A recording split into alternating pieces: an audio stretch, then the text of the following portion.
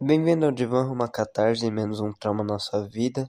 Vai ser a segunda aula de neurociência, dessa vez neuroanatomia. E eu vou apresentar um pouco das estruturas do, do cérebro, né? Do encéfalo, na verdade. Usando a ferramenta do Grok, só que ele, às vezes, ele só manda uma parte em português, depois ele manda o resto tudo em inglês. Aí eu joguei pro meu chat GPT traduzir. Ponto-chave é a formação reticular regula o sono, vigília, atenção e funções autonômicas, como o SARA, sendo crucial para manter a consciência. O SAR é uma sigla, o Sistema de Ativação Reticular Ascendente, que é uma rede de neurônios originários do tegmento, que é uma região, por sua vez, é uma região do tronco encefálico que está presente no mesencéfalo e na ponte. Peraí, tá passando um avião. Ele é formado por núcleos de nervos cranianos, tratos ascendentes e vias neurais. Tá voltando, né? Aqui ele está dando só o resumo básico. O fornix é F-O com acento R-N-I-X, conecta o hipocampo ao hipotálamo. É essencial para a memória e emoções. O núcleo septal SEPTAL influencia comportamentos emocionais como recompensa e agressão. O núcleo supraquiasmático controla ritmos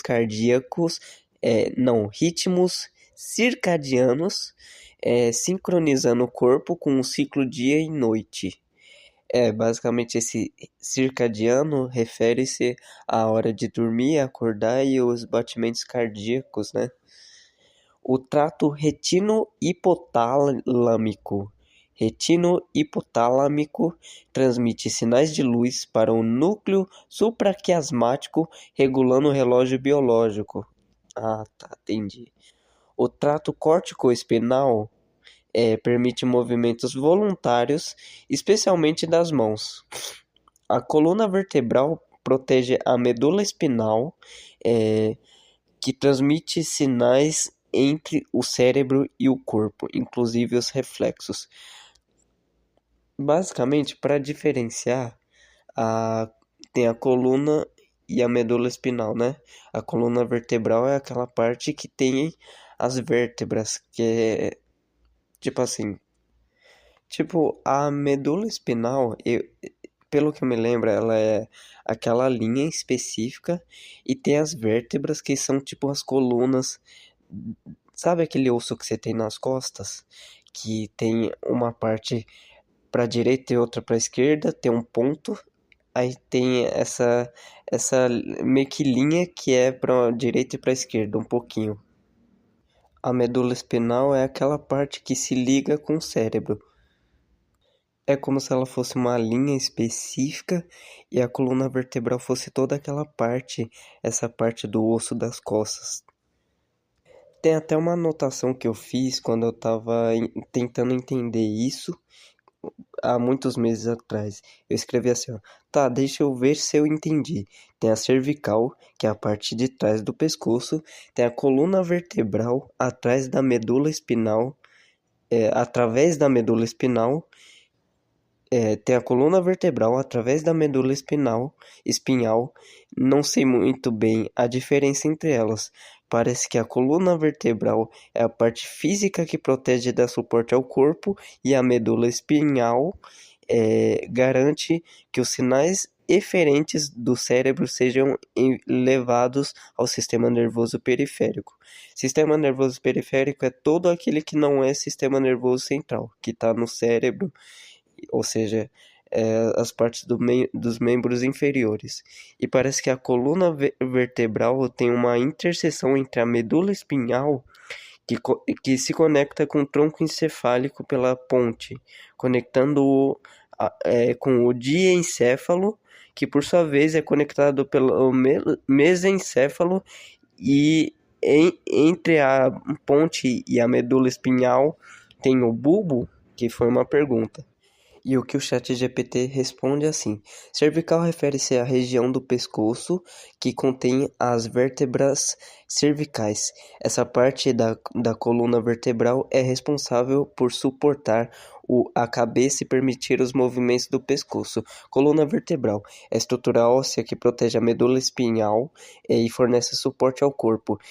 Ela é composta por vértebras, que são os ossos que se empilham para formar essa coluna.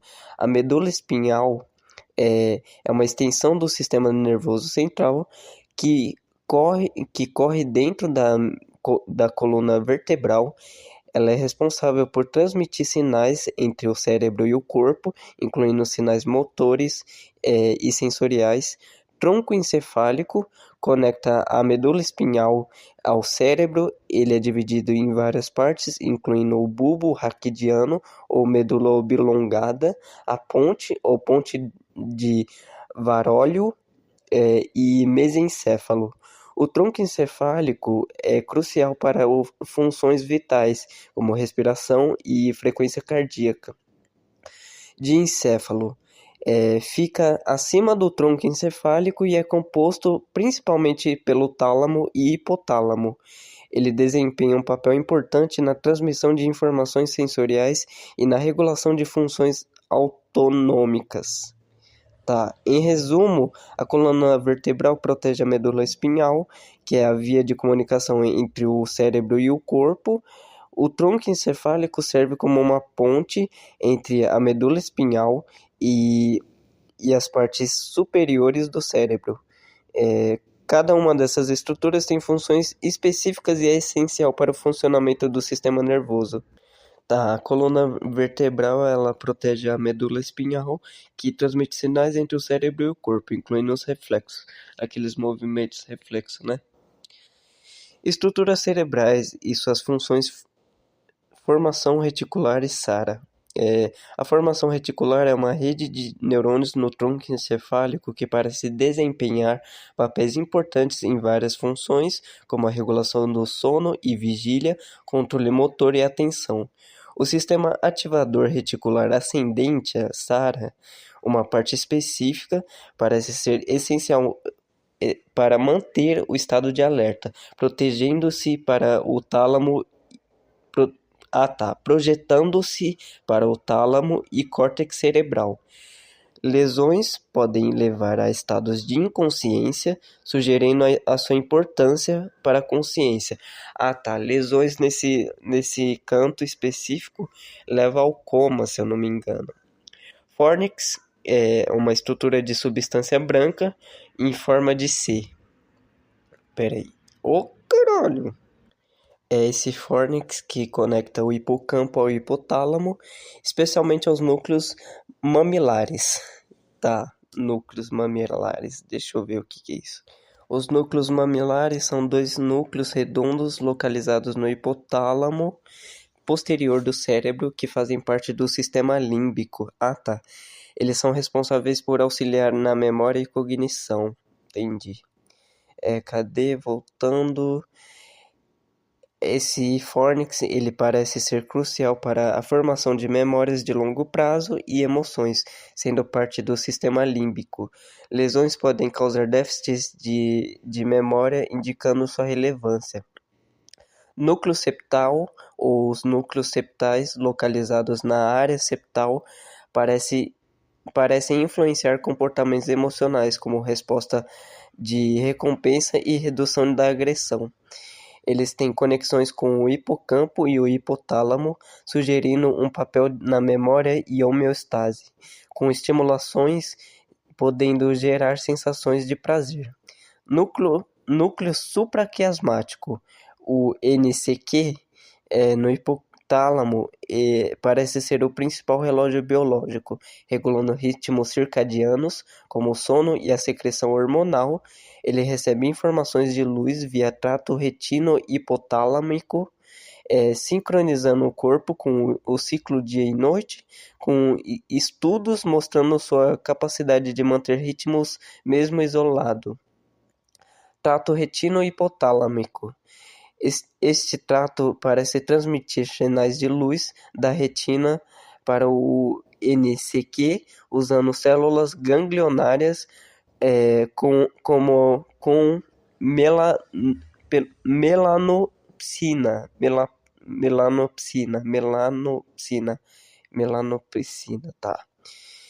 Ele é essencial para ajustar os ritmos circadianos, sendo distinto das vias visuais clássicas, com evidências indicando sua importância para a regulação biológica. Trato córtico espinal parece ser a via principal para comandos motores do córtex cerebral à medula espinhal, permitindo movimentos voluntários precisos, especialmente nas mãos. Lesões podem causar paralisia, destacando sua função e habilidades motoras finas. Coluna vertebral e medula espinhal. A coluna vertebral, composta por vértebras, protege a medula espinhal, que transmite sinais entre cérebro e corpo. A medula também coordena reflexos, como retirar a mão de algo quente. Com a conexão ao bulbo sendo crucial para as funções vitais.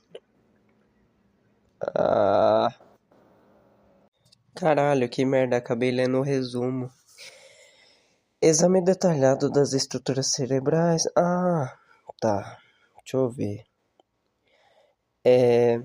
A formação reticular é uma rede complexa de neurônios que se estende pelo tronco encefálico da medula oblongada ao mesencéfalo e está envolvida em múltiplas funções. Pesquisas sugerem que desempenha um papel crítico na regulação dos ciclos de sono e vigília, controle motor e funções autonômicas, como frequência cardíaca e respiração. Sistema ativador reticular ascendente. Um componente específico está localizado principalmente no mesencéfalo e é responsável por manter a excitação cortical e a vigília. Ele projeta-se para o tálamo e córtex cerebral, ativando-os para sustentar a consciência. Estudos como os de Magoun, Magoun, e Moruzzi, Moruzzi, na metade do século XX, mostraram que a estimulação do SARA pode despertar sujeitos adormecidos, enquanto lesões podem levar ao coma ou estados alterados de consciência, destacando sua importância. O SARA é composto por fibras colinérgicas, noroadrenérgicas e serotoninérgicas, com o locus coeruleus, produtor de noradrenalina, e núcleos da RAF, produtores de serotonina, sendo componentes-chave. Núcleos de RAF e locus coeruleus, COERULEUS. Tá. Ele se divide em ramos dorsal e ventral na transição mesencéfalo de encéfalo, com o ramo dorsal projetando-se para núcleos talâmicos e ventral para o hipotálamo, influenciando os estágios do sono, incluindo o sono REM, que está associado aos sonhos. O fórnix é um feixe em forma de C de fibras brancas que conecta o hipocampo ao hipotálamo, particularmente aos corpos mamilares. É integral ao sistema límbico. Ele é crucial para a formação e consolidação da memória, especialmente a memória episódica, pois facilita a comunicação entre o hipocampo e outras estruturas límbicas. O fórnix faz parte do circuito de PAPEZ, PAPEZ, que está associado na memória emocional e regulação do comportamento. Lesões no fórnix, frequentemente vistas em condições como a doença de Alzheimer, podem resultar em déficits severos de memória, semelhantes aos danos hipocampais, com estudos indicando seu papel no armazenamento de memória de longo prazo. Hipocampo é o estudo SANAR-MED. Anatomicamente, o fórnix possui colunas anteriores que se comunicam com núcleos hipotalâmicos e projeções posteriores para o tálamo, sugerindo seu papel na integração da memória com respostas emocionais e autonômicas. Nos núcleos septais, localizados na área septal, fazem parte do sistema límbico e estão envolvidos na regulação emocional, particularmente no processo de recompensas e modulação da agressão. Pesquisas sugerem que estão conectados ao hipocampo, hipotálamo e amígdala do cérebro, tá? Não é a amígdala da garganta, não, sei lá, influenciando a memória, homeostase e comportamento emocional. A estimulação elétrica dos núcleos septais podem produzir sensação de prazer, enquanto lesões podem aumentar o comportamento agressivo, indicando seu papel no equilíbrio emocional. Eles também contribuem para a regulação da liberação de hormônios hipotalâmicos, como a ocitocina, que está ligada ao vínculo social e à resposta ao estresse. O núcleo supraquiasmático, localizado no hipotálamo anterior, é considerado o principal pacemaker circadiano em mamíferos. Deixa eu ver o que é pacemaker. É um dispositivo médico que regula os batimentos cardíacos, entendi. Tipo um marca-passo. Tá. É conhecido como marca-passo, na verdade. Pacemaker circadiano em mamíferos. Ele regula ritmos circadianos, sincronizando processos fisiológicos como sono, secreção hormonal, por exemplo, melatonina, temperatura corporal e metabolismos. Com o ciclo claro-escuro, o NCQ, ou seja, núcleo supraquiasmático, recebe informações fotográficas via trato retino-hipotalâmico com células ganglionárias retinianas, contendo melanopsina, detectando mudanças de luz. Estudos mostram que o núcleo supraquiasmático pode manter seu ritmo in vitro, demonstrando sua capacidade oscilatória endógena, e sua destruição leva a comportamentos arrítmicos em mamíferos. Nossa, será que eu tenho um problema nesse negócio que meu coração às vezes ele fica com arritmia do nada? E parece que o coração vai parar de bater.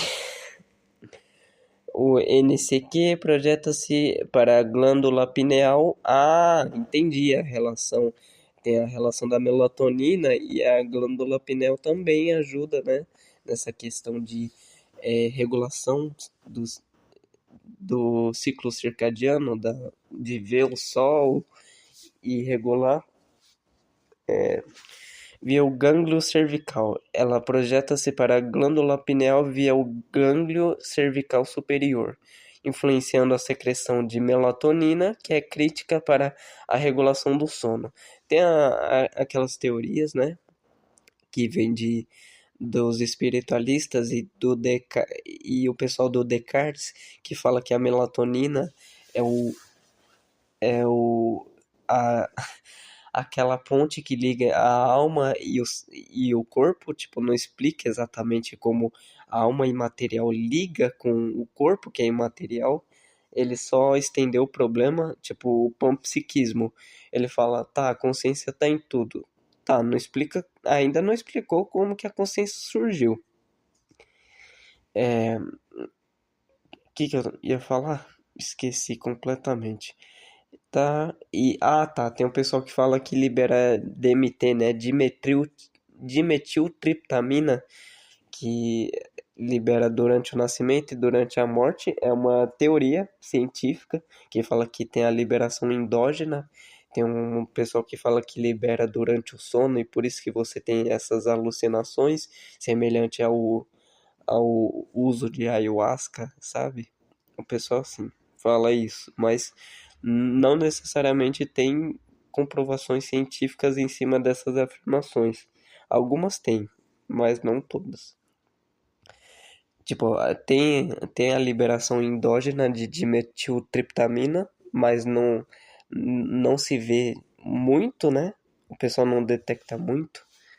Não dá pra dizer que tem toda essa enxurrada que o pessoal fala. Seu papel na sincronização dos relógios periféricos com os sinais ambientais resulta sua importância cronobiológica, em cronobiologia, na verdade. Trato retino-hipotalâmico é uma projeção direta das células ganglionares retinianas para o núcleo supraquiasmático, transmitindo informações fotográficas essenciais para a regulação do ritmo circadiano. Tá, continuando. É distinto das vias visuais clássicas, pois utiliza células ganglionares contendo melanopsina sensível à luz azul, permitindo a detecção da intensidade da luz ambiental. Este trato é crucial para a sincronização do relógio interno, para sincronizar o relógio interno do corpo com o ciclo dia e noite, com evidências sugerindo seu papel em distúrbios afetivos sazonais e jet lag. Tá, eu não sei o que é jet lag.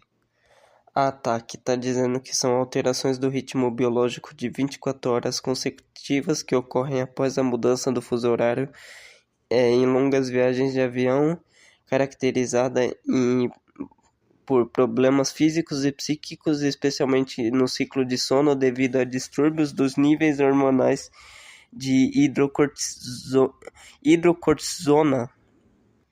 Trato córtico-espinal é a principal via descendente para comandos motores do córtex cerebral à medula espinhal, facilitando movimentos voluntários, especialmente habilidades motoras finas, como a caligrafia ou tocar instrumentos. Consiste no trato córtico-espinal lateral, que controla movimentos precisos, e no trato córtico-espinal anterior, envolvido em movimentos mais grossos. Lesões, frequentemente devido a acidente vascular cerebral ou trauma, podem resultar em paralisia ou fraqueza contralateral, destacando seu papel no controle motor. Conexões espinhais e do tronco encefálico, coluna vertebral versus medula espinhal.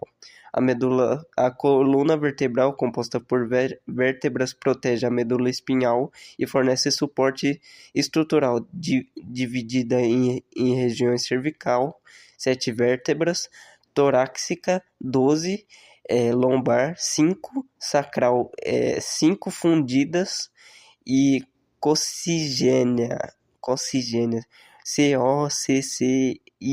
com acento, GA, 4 fundidas, coccigênea, coquigênia, sei lá. Deixa eu ver como que pronuncia isso.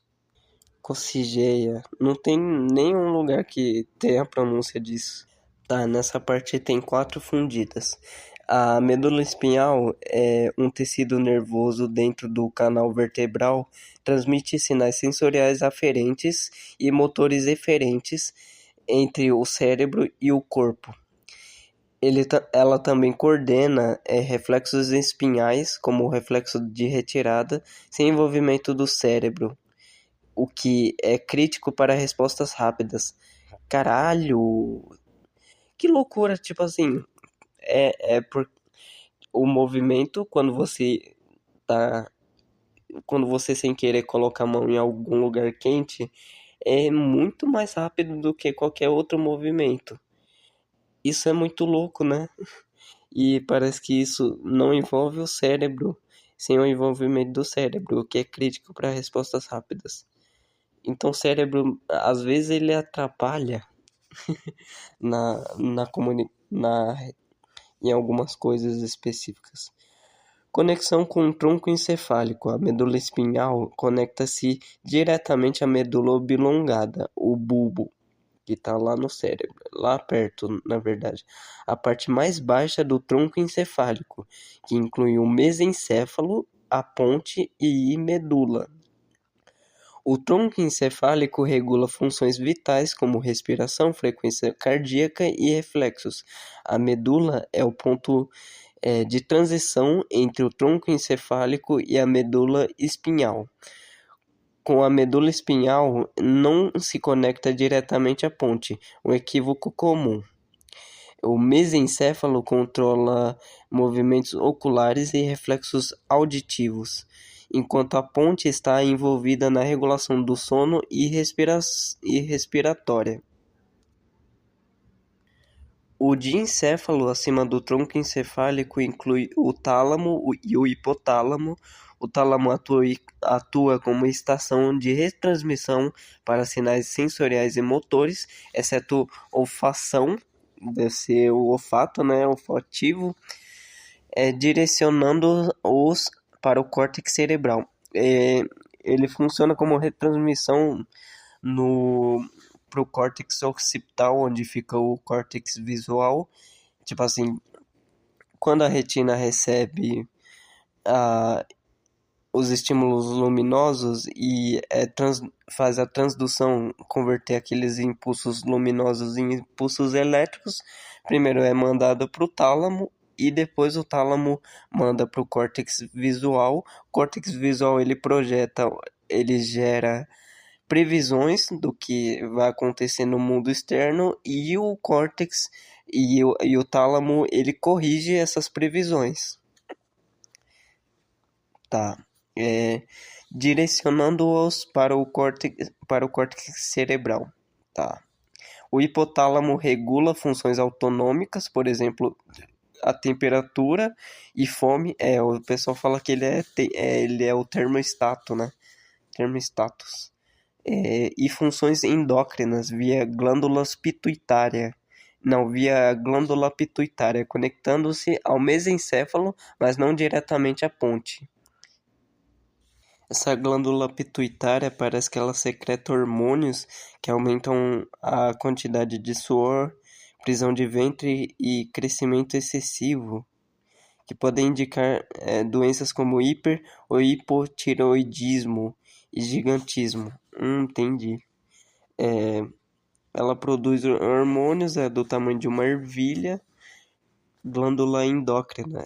Endócrina é meio que manda hormônios pela corrente sanguínea, né? Alguma coisa assim. As glândulas endócrinas, elas mandam hormônios na corrente sanguínea. Beleza. Diencéfalo acima do tronco tá. Essa parte a gente já leu. E funções endócrinas via glândula pituitária conectando-se ao mesencéfalo, mas não diretamente à ponte. Organização hierárquica. A hierarquia do sistema nervoso central de cima a baixo é cérebro, telencéfalo e diencéfalo, tronco encefálico, mesencéfalo, ponte e medula espinhal, que é a parte mais externa, que meio que não... ela faz parte do sistema nervoso central, né? Tá. Essa organização reflete a especialização funcional, com regiões superiores lidando com a cognição e regiões inferiores gerenciando funções vitais e reflexivas. Pontos comuns de confusão. Cervical refere-se à região do pescoço da coluna vertebral, não à medula espinhal em si. A medula espinhal conecta-se ao bulbo, não à ponte, o que é um erro frequente. O papel da medula espinhal se estende além da transmissão de sinais, incluindo a coordenação de reflexos, como o reflexo do joelho. Tipo, você bate e o joelho e a perna sobe. Sem envolvimento do cérebro. Caralho, que da hora. Tem essa parte que é estruturada. Deixa eu ver. Tá, tem a parte organizadinha. Estrutura, formação reticular, a SARA, localizada no tronco encefálico, o bulbo ao mesencéfalo. Função principal, regula sono, vigília, atenção, funções autonômicas, conexões notáveis, tálamo, córtex cerebral e hipotálamo. Estrutura, o fórnix, localizado no sistema límbico, conecta o hipocampo e o hipotálamo, função principal. Memória de longo prazo e emoções, conexões notáveis, hipocampo, núcleos mamilares e tálamo. Estrutura, núcleo septal, localizado na área septal, sistema límbico, função principal, regulação emocional, recompensa, agressão, conexões notáveis, hipocampo, hipotálamo e amígdala. Estrutura, núcleo supraquiasmático, localizado hipotálamo anterior, regula função principal, regula os ritmos circadianos, sincronização de noite, conexão notáveis, retina via trato retino-hipotálamico e pineal. Peraí. Tá, voltando lá. Estrutura qualquer, trato retino-hipotálamico, localização conecta a retina ao núcleo supraquiasmático. Função principal, transmite sinais de luz para ritmos circadianos. Conexões notáveis, retina, núcleo supraquiasmático. O último, estrutura, trato córtico-espinhal, localizado no córtex cerebral, a medula espinhal. Função principal, controle de movimento, os movimentos voluntários, especialmente finos, tá? Conexões notáveis, córtex motor, medula espinhal. Beleza, voltando aqui. Nossa, aqui ferrou, né? Beleza. As estruturas cerebrais... Nossa, saiu o bagulho. As estruturas cerebrais discutidas, formação reticular, fórnix, núcleo septal, núcleo supraquiasmático, trato retino-hipotálamico e trato córtico-espinal, desempenha papéis interconectados na regulação da consciência, memória, emoção, ritmos circadianos e movimentos voluntários. Sua integração com a medula espinhal e tronco encefálico ressalta a complexidade do sistema nervoso com a coluna vertebral e a medula espinhal, garantindo proteção e transmissão de sinais. Compreender essas interações é vital para a neurociência e aplicação clínica. Ai, meu Deus, eu não estou conseguindo me ouvir direito, meu ouvido está meio ruim. Como tratamento de distúrbios de memória, distúrbios de sono e deficiências motoras. É tudo que eu tenho, tô brincando. Piadinha. Tem um monte de parte resumida que ele nem falou. E essa parte é de psique. Corpo caloso, corpus callosum, localizado, conecta os hemisférios cerebrais. Função, permite a comunicação interhemisférica, integrando informações sensoriais, motoras e cognitivas. Lesões causam síndrome de desconexão. Exemplo, síndrome da mão alienígena. Teve uma mulher que ficou anos sendo atacada pela própria mão. 2. Núcleo caudado, localizado partes dos gânglios basais, junto com o putamen e globo pálido. Função, integra circuitos corticais estriatais para controle motor, aprendizagem procedural e tomada de decisões, associado a hábitos e vícios. A diferença entre hábito e vício é que o vício é um hábito ruim e o hábito geralmente é coisa boa. Esse putamen é a estrutura do cérebro que está envolvida no córtex motor e na aprendizagem. Será que ele situa-se na base do telencéfalo, na parte frontal do cérebro? É o núcleo mais lateral dos núcleos da base. Está lateralmente ao globo pálido e medialmente à a cápsula externa. É circundado pelo núcleo caudado.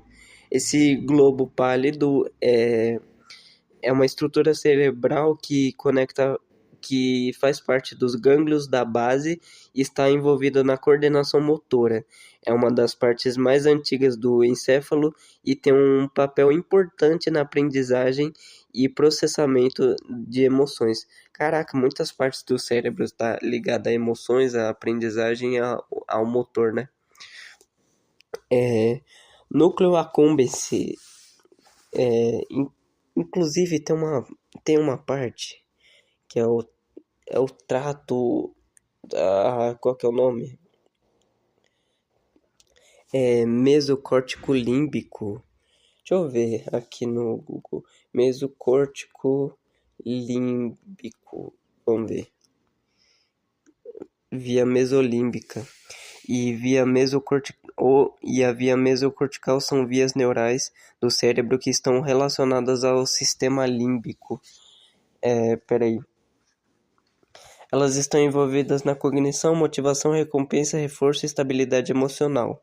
A via mesolímbica é uma das vias dopaminérgicas do cérebro, é também conhecida como a via de recompensa, inicia-se na área tegmental ventral do mesencéfalo, conecta-se ao sistema límbico através do núcleo accumbens, a amígdala cerebelosa e hipocampo. Está envolvida na modulação das respostas comportamentais a estímulos que ativam a recompensa. A desregulação da via mesolímbica pode estar relacionada ao desenvolvimento de dependência. A via mesocortical é a conexão neural entre a área tegmentar ventral, a ATV, e o córtex frontal. Está intimamente ligada à via mesolímbica. Acredita-se que funcione de forma anormal em indivíduos com transtornos neuropsiquiátricos, como a esquizofrenia. Beleza, né? Eles que se fodam, brincadeira. Esse núcleo accumbens recebe dopamina da área tegmental ventral, VTA, envolvida em dependência e transtornos de humor. Sistema límbico, componentes amígdala, hipocampo, hipotálamo, giro cingulado, né? Função regula emoções, memória e homeostase. A amígdala processa medo e respostas emocionais. O hipocampo consolida memórias episódicas, que são aquelas memórias meio autobiográficas, meio do momento, sem ser a memória semântica, que é diferente, que é memória sobre fatos do mundo, coisas mais gerais, né? Essa memória é mais específica.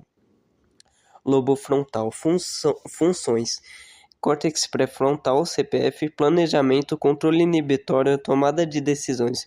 Córtex dorsolateral, CPF, DL, memória operacional e raciocínio. O córtex orbitofrontal, COF, né? Julgamento social e processamento emocional. Se eu não me engano, tá. Esse dorsolateral, ele tem a coisa de se projetar no futuro, como é que é? O planejamento, a tomada de decisões e a memória de trabalho. Essa memória de trabalho é a mesma coisa da memória episódica, não é? É a capacidade de armazenar e manipular informações temporariamente, exatamente. Tá. Na real, ela só é a memória de curto prazo. O córtex motor primário, área 4 de Brodmann, execução motora voluntária, área suplementar motora, SMA, planejamento motor interno. Tá, planejar o que você vai fazer internamente, os movimentos do caso. Exemplo, sequências complexas, tipo, se planejar alguma dança, planejar alguma coisa mais elaborada. Tá, entendi.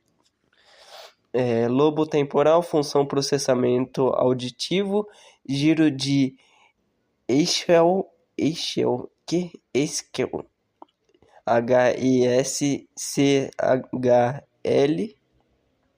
memória semântica, córtex temporal lateral e reconhecimento facial. Giro fusiforme, sim, tá. Lesões nesse giro fusiforme faz a pessoa parar de reconhecer um rosto. Isso é incrível porque faz a gente pensar como o nosso cérebro ele faz a expressatura, né, que é uma expressão italiana para dizer que ele faz muito esforço sem parecer que ele faz esforço. Lobo temporal. O hipocampo está localizado medialmente no lobo temporal. Entendi. Tá. Lobo temporal tem esse processamento auditivo no giro Eschel. Deixa eu ver como que pronuncia isso. Eschel. Eschel. Pronuncia assim. Giro de Eschel. Córtex temporal lateral. E giro fusiforme fica no lobo temporal. Tá bom, entendi. Reconhecimento de face, processamento auditivo e memória semântica. Legal.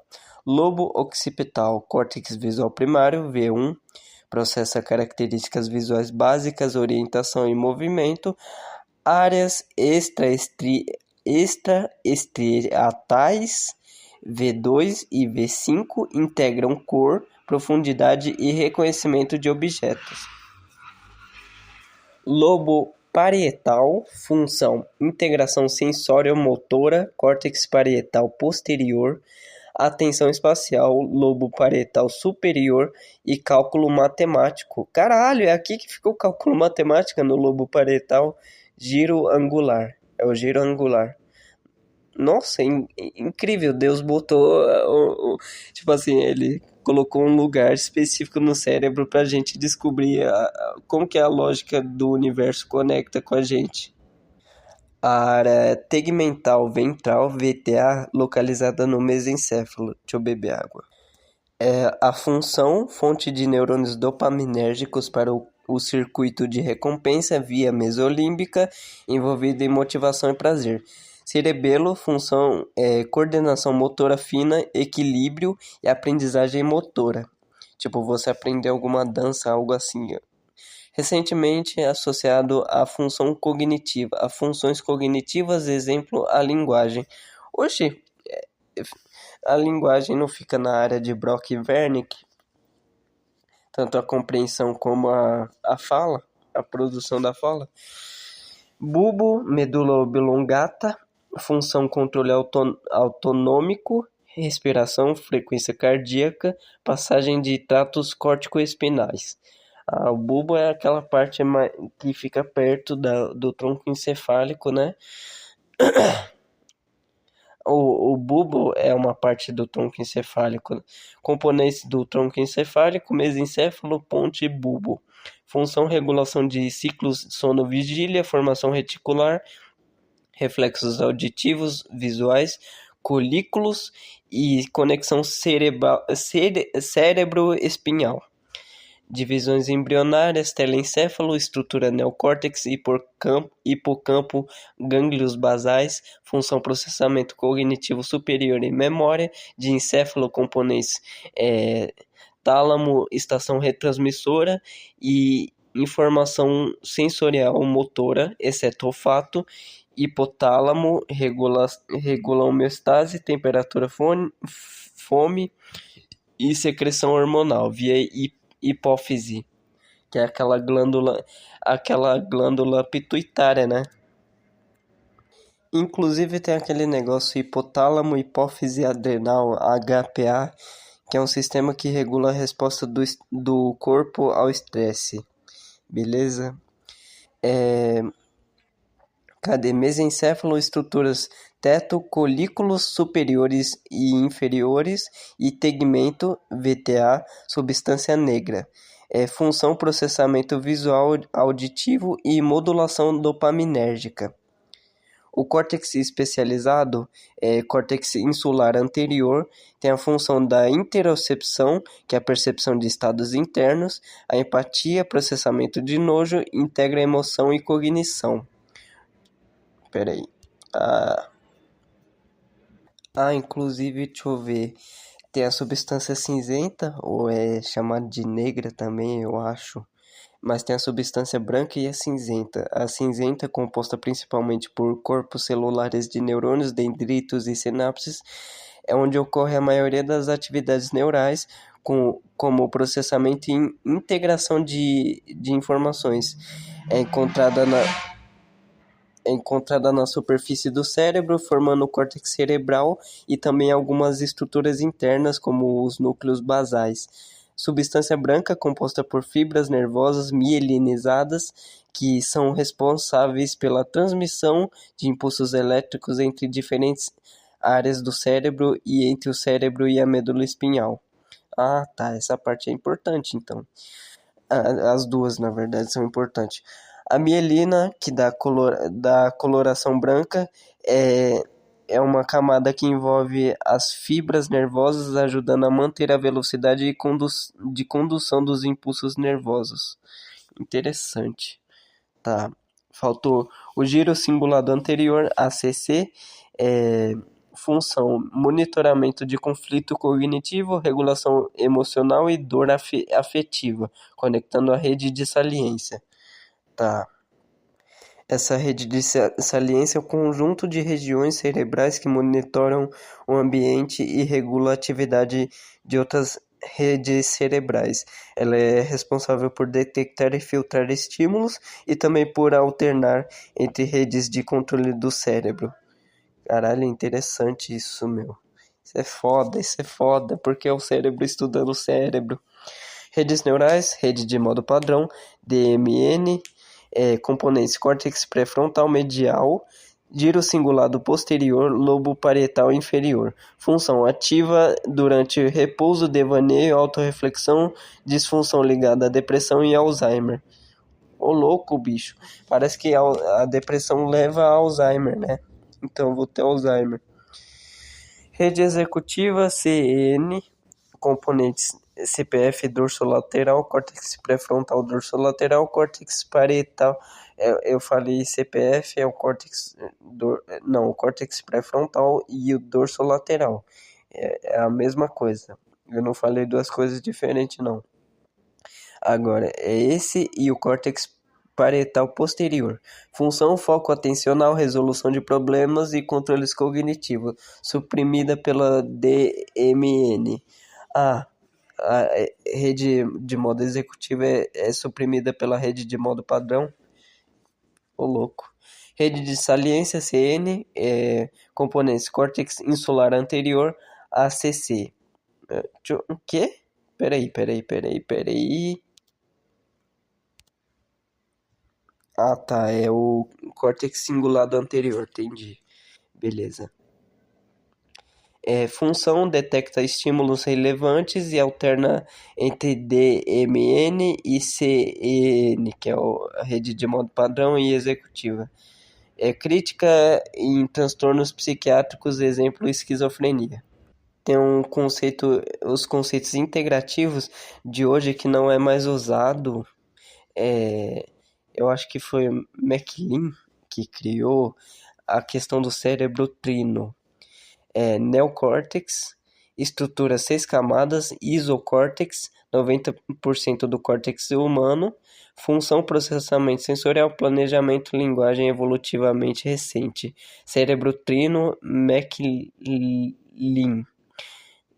A gente usa o neocórtex sem ser a questão do cérebro trino, MacLean. Cérebro trino, divisões reptiliano, tronco encefálico, cerebelo, funções básicas, respiração. Tá, o cérebro reptiliano também fica a cargo dele a reação de luta ou fuga, né? Paleomamífero, sistema límbico, emoção e memória, e neomamífero, neocórtex, cognição complexa, crítica, modelo simplista, mais útil didaticamente. Conclusão: essas estruturas e redes interagem dinamicamente, por exemplo, a amígdala, modula o CPF, o córtex pré-frontal, a decisão, enquanto o tálamo integra sensoriais e ao neocórtex, tá? A gente usa o neocórtex, parece. A rede de saliência prioriza estímulos críticos, direcionando a rede executiva para ações adaptativas. Compreender essas interações é essencial para a neurociência cognitiva e clínica.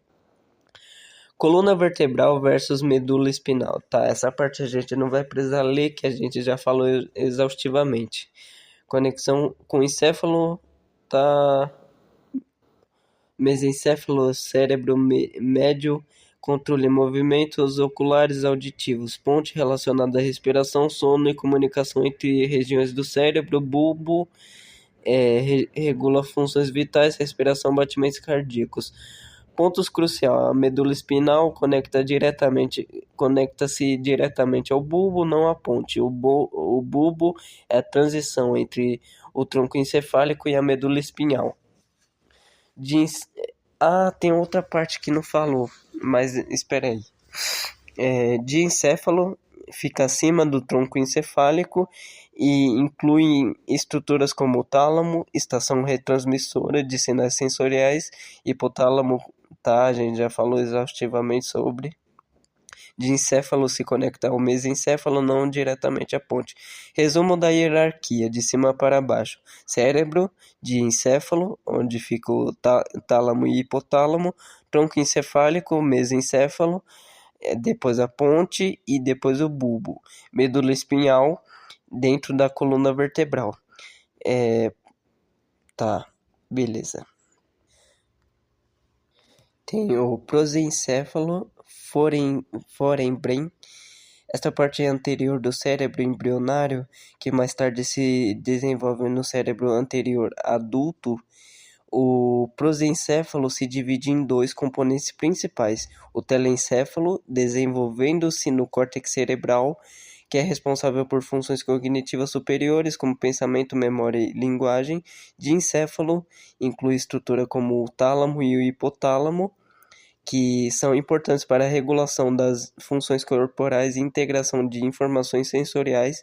Mesencéfalo, midbrain, localizado entre o prosencéfalo e o rombencéfalo. O mesencéfalo é a parte do cérebro que permanece relativamente pequena em humanos, está envolvida em funções motoras, bem como na mediação de respostas auditivas e visuais. O rombencéfalo e de midbrain está na parte posterior do cérebro embrionário, que se desenvolve em estruturas responsáveis por funções vitais básicas.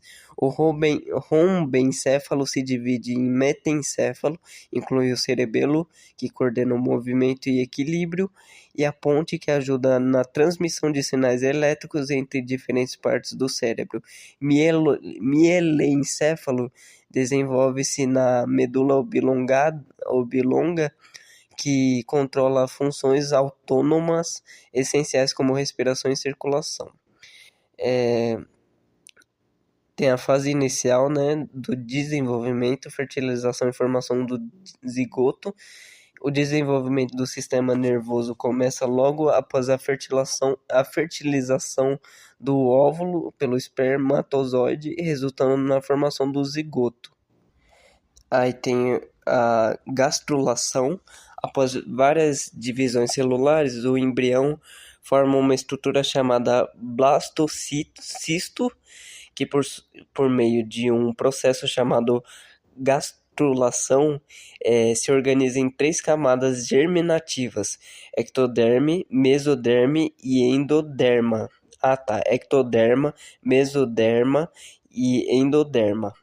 O sistema nervoso deriva principalmente do ectoderma. A neurulação, formação da placa neural, a partir do ectoderma, forma-se a placa neural, que se espessa e se alonga ao longo do embrião. Formação do sulco neural. Mesmo, né? Tem essa parte. Deixa eu ver. Tá, continuando. A formação do sulco neural, o centro da placa neural começa a invaginar, formando o sulco neural. Formação do tubo neural, as bordas da placa neural se elevam e se fundem para formar o tubo neural, pre- precursor do sistema nervoso central CNC. A falha do fechamento do tubo neural pode resultar em condições como espinha bífida e anencefalia, que é a condição da pessoa nascer com o cérebro para fora. Ela não fica viva por muito tempo. Diferenciação e desenvolvimento do CNC. Vesículas cerebrais primárias. O tubo neural se expande em 3 vesículas primárias: prosencéfalo, mesencéfalo e rombencéfalo. É engraçado falar isso. Vesículas cerebrais secundárias. O prosencéfalo se divide em telencéfalo e diencéfalo, e o rombencéfalo se divide em metencéfalo e mieloencéfalo. Desenvolvimento do cérebro e medula espinhal. O telencéfalo evolui para formar os hemisférios cerebrais, e o diencéfalo forma o tálamo e o hipotálamo. O metencéfalo desenvolve o cerebelo e a ponte. O mieloencéfalo se torna a medula oblonga. A medula espinhal se forma a partir da parte caudal e do tubo neural. Diferenciação neural. Células neurais. As células progenitoras do tubo neural se diferenciam em neurônios e células gliais, astrócitos e oligodendrócitos. Migração neuronal. Os neurônios recém-formados migram para suas posições finais, formando as camadas do córtex cerebrais. Sinaptogênese, formação de sinapses entre neurônios, estabelecendo redes neurais complexas. Desenvolvimento do sistema nervoso periférico. As células da crista neural que se formam nas bordas do tubo neural migram para formar o sistema nervoso periférico, incluindo neurônios sensoriais e autonômicos. Importância clínica. A neuroembriologia é essencial para entender malformações congênitas do sistema nervoso e para o desenvolvimento de intervenções terapêuticas. Estudos sobre a neuroembriologia também ajudam a compreender doenças neurodegenerativas e regeneração neural. Eu também queria mandar um fato interessante sobre neurociência e dar um resumo geral sobre os neurotransmissores aqui. A outra é assim: pesquisas sugerem que os neurotransmissores são mensageiros químicos cruciais para a comunicação no sistema nervoso, com mais de 100 identificados e mais sendo descobertos.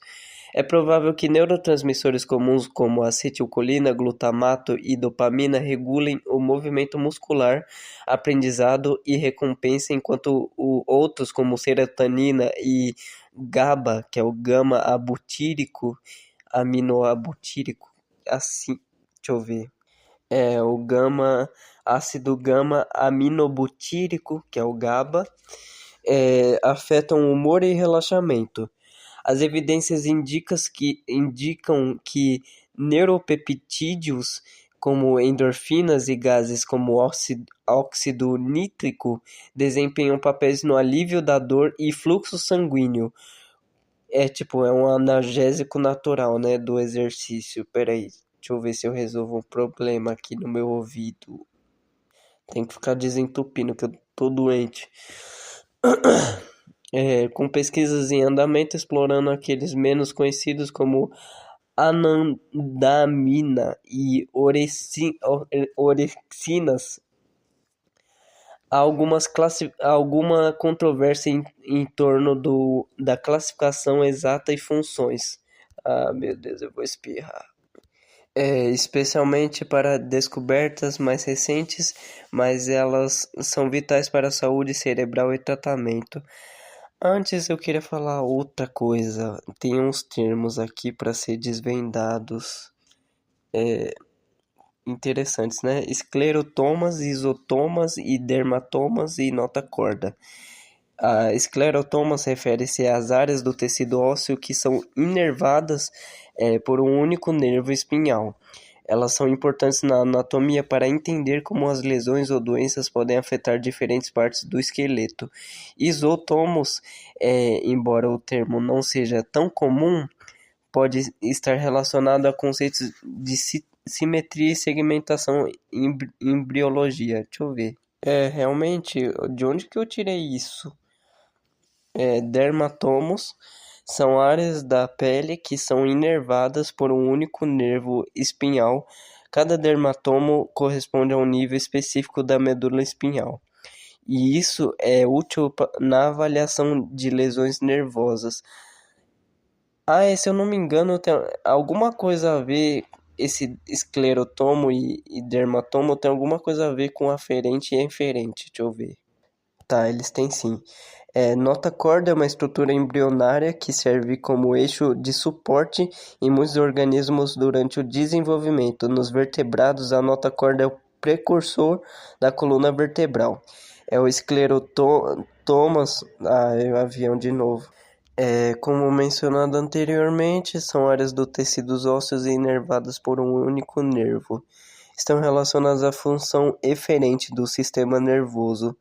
E os dermatomos são áreas da pele inervadas por um único nervo espinhal, e estão mais diretamente relacionadas às vias aferentes.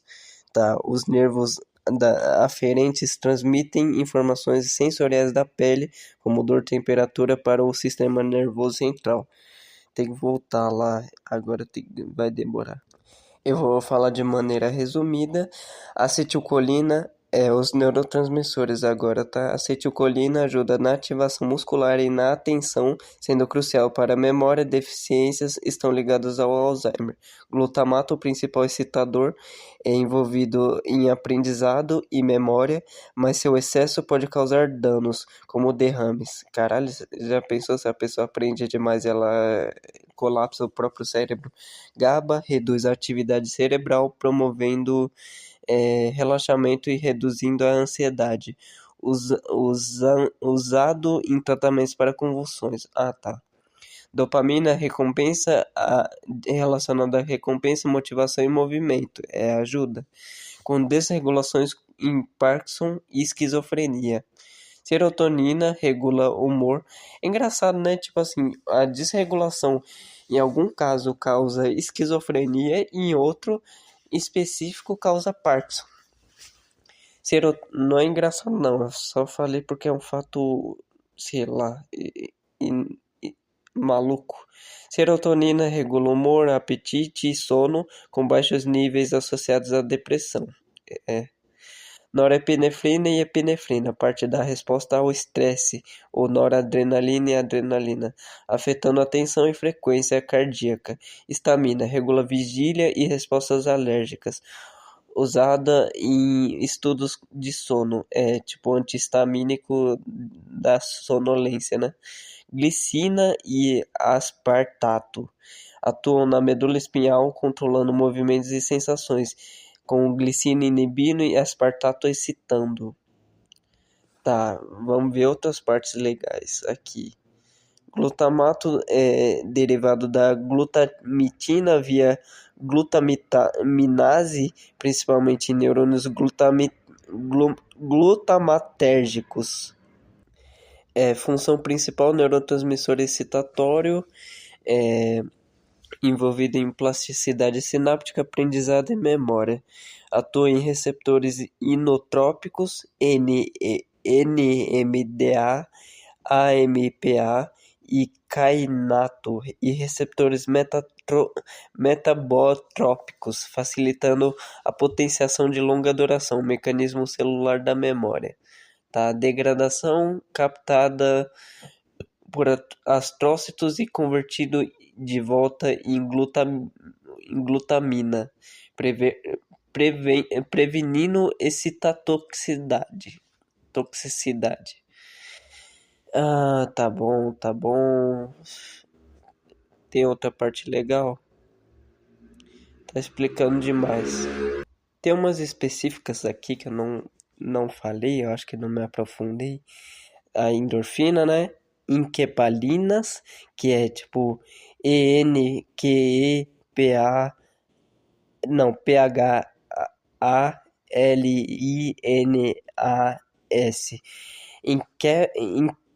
Enquepalinas, parece a palavra enkephalos, que vem do grego, que é o encéfalo que a gente conhece, que vem dessa palavra enkephalos, que significa dentro do crânio. Parece que é isso. Tá. Tem o núcleo neuropeptídeo Y, NPY, a somatostatina, tem a vasopressina, que é legal, ela está envolvida mais na regulação de retenção de água, pressão arterial, aquela parte, tem as glândulas adrenais e tal, é um estudo legal. A ocitocina, não me aprofundei, é mais o hormônio do amor, do abraço, do sexo, da coisa de conexão, acetilcolina, a adenosina, ATP, adenosina trisfosfato, óxido nítrico, monóxido de carbono, anandamida, melatonina, leptina, grelina e cortisol. Eu não me aprofundei muito, mas fica aí, quem quiser, né? Agora o fato lá sobre neurociência. Tem um vídeo no YouTube chamado A Universal Theory of Brain Function, que ele fala mais ou menos da teoria do cérebro preditivo e da economia mínima. Ou será que eu mandei o errado? Que é um princípio universal da função. Ah, tá. E tem uma parte legal que ele fala sobre neurônios latentes ou neurônios ocultos. Aí eu perguntei para o ChatGPT, aí ele falou de uma forma clara.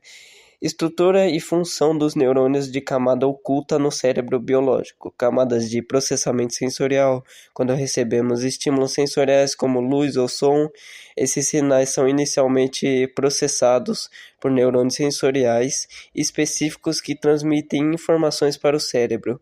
Processamento intermediário. Os neurônios de camada oculta ou intermediária recebem essas informações iniciais e começam a integrar e processar esses dados. Eles não respondem diretamente ao estímulo sensorial, mas ao padrão de ativação gerado pelos neurônios que o fazem.